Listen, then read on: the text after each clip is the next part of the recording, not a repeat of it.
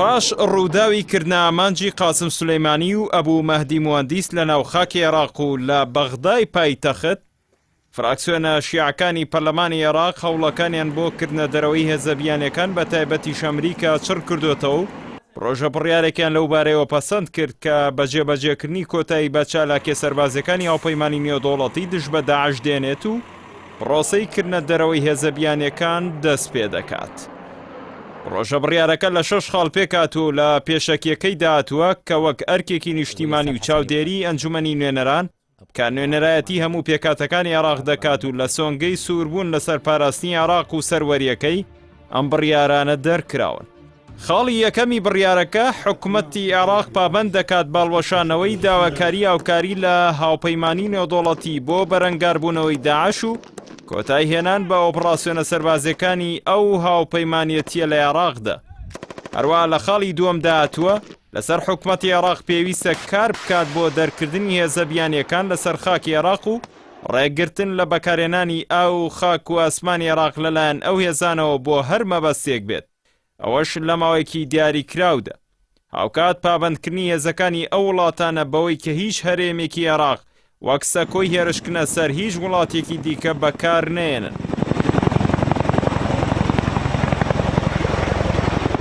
خاڵی سێمی پرۆژە بڕیارەکە پێویستی کردووە لەسەر حکوومەتی عێراق لە ڕێگەی نوێنەرەکەیەوە لە نەتەوەیە گرتووەکان کە وەزیری دەرەوەیە لە ئەنجومەنی یاسایشی نێودەوڵەتی سکاڵا لە دژی ئەمریکا تۆمار بکات بەهۆی ئەنجامدانی پێشێلکاری مەترسیدار بۆ سەر سەروەری و ئاسایشی عێراق.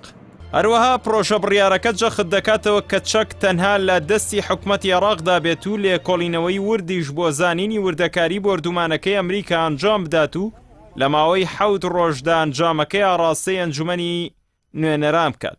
لە خاڵی کۆتاییدا ئاماژە بۆ کراوەکان پرۆژە بڕیارە لە دوای دەنگدان لە سەری و پەسەندکردنی دەچێتە بواری جێبەجێکردنەوە.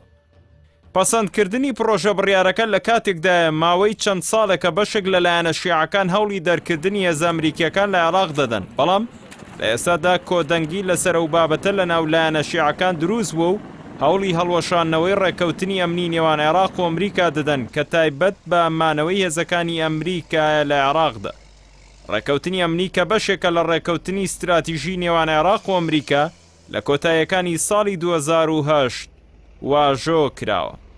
ئەم ڕێکەوتنە بە ڕەزامەندی و پەسەندکردنی هەموو هێزە سیاسیەکانی ئەو کاتی عێراق کراوە جگە لە ڕەوتی سەدر و حیزبی شیوعی. ڕێکەوتنی ئەمنی گرێبەسی پێدانی چەک و ڕایەنانی فڕۆکەی F-16 و تانکی ئەبرامز و جۆرەکانی دیکەی چەک لە خۆ دەگرێت بە بەهای 140 ملیار دۆلار کە بە قستی درێژخایەن پارەکە دەدرێت. ئێستا عێراق جگە لە بەشی تایبەت بە پێدانی فڕۆکەی F-16 هیچ بڕەپارەیەکی نەداوە. لەو ڕێکەوتنەدا کاتی کشانەوەی هێزەکانی ئەمریکا دیاری نەکراوە، بەڵام ڕێگە بە هەردوو لادراوە کۆتایی بەکارکردن بەم ڕێکەوتنە بێنن لە ڕێگەی ئاگادارکردنەوەی لایەنی دووەم بە شێوەیەکی فەرمی. بەوەش دوای ساڵێک لە پێشکەشکردنی ئاگادارکردنەوەکە کارکردن بە ڕێکەوتنەکە کۆتایی دێت.